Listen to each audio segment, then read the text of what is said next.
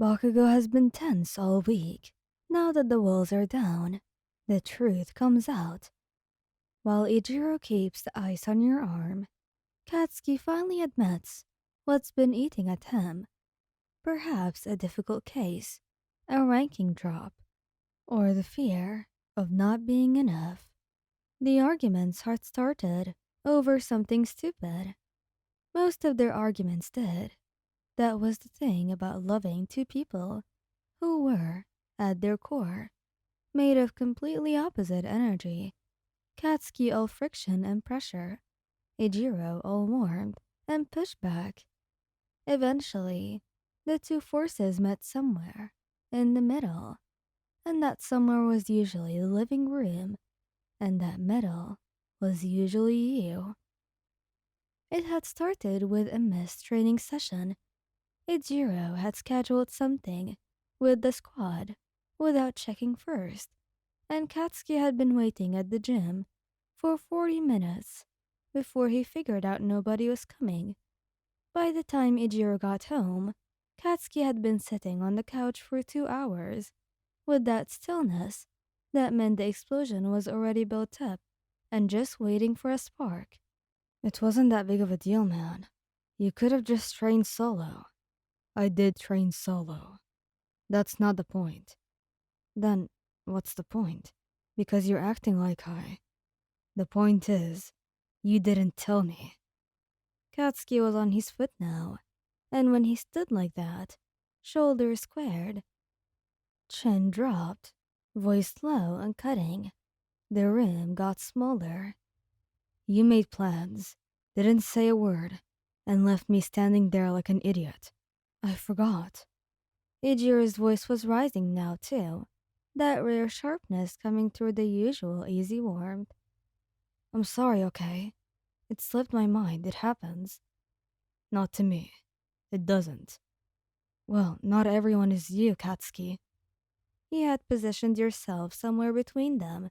Not literally. You weren't stupid. But near enough. Standing at the edge of the living room, with your arms loosely crossed, watching the temperature climb. You'd done this before. Usually, you could feel the moment when it was about to crest and come down on its own, the way their arguments often did, sharp and loud and then over. Ijiro was good at landing the right word at the right time. Katsuki was good at running out of steam once he'd said the worst of it. But tonight felt different. There was something under Katsuki's anger that was rawer than usual. You'd noticed it all week. The tightness around his eyes, the way he'd been sleeping badly, the way small things kept snagging on him like Velcro. Okay, you said, stepping in, keeping your voice level. Both of you, just stay out of it. Katsuki didn't even look at you. I'm not staying out of it. I live here. This is literally my living room. Then go to another room. Katsuki. Eijiro's voice dropped. A warning. Don't. Katsuki turned the full weight of his attention onto him again, and it was a lot. That attention, like standing in direct sun. Don't do that thing where you act like I'm the problem, because I'm upset. You screwed up. Just say that. I already said I was sorry. Saying sorry isn't the same as meaning it. I do mean it. What do you want from me? A written apology? A signed certificate? I want you to take it seriously. I am taking it seriously, you're just so... Ijiro pressed both hands to his face, frustrated. And you saw it in him then, the crack in the patience. The thing he was trying not to say. He said it anyway. You make everything so hard, Katsuki. The silence that followed was the particular kind that had weight. You saw it land on Katsuki, saw the way his expression moved, something quick and complicated, crossing his face before it shuddered back into anger. He stepped forward. I make things hard. His voice was quiet now, which was worse than the shouting. Right, got it. That's not what I didn't mean it like that. No, I heard you. He turned away, jaw set. Katsuki, come on. Iji. He touched Ijiro's arm, gently, and shook your head just slightly. Give him a second. Ijiro exhaled through his nose, frustrated and guilty all at once, and stayed put. He turned to Katsuki, crossing the room toward where he'd stopped, near the window. His back half turned, arms crossed. The city lights were coming through the glass, laying pale stripes across the floor. Hey, he said softly. He didn't mean it the way it came out. I know what he meant. Do you? He didn't answer. He took another step toward him, reaching out to touch his shoulder. It happened fast. He spun, quicker than you'd anticipated, and the irritation had built past the point where he was regulating. You saw it in the split second before it happened, his palms already sparking with the low, crackling heat that he wore like a second skin when he was pushed too far. Your hand was already extended, already too close. The burst was small, barely anything by his standard. But his standards were in the measure here. The heat caught the back of your forearm, sharp and sudden, and you hissed and yanked your hand back on instinct, cradling your arm to your chest. The room stopped. Hey, Ijiro was across the room in an instant, hand on your back.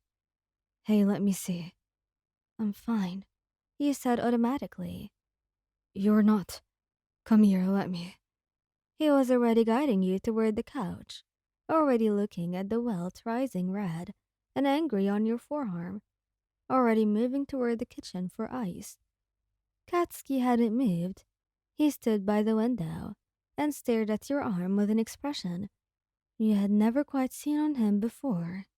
It wasn't the shuttered anger or the defensive blankness.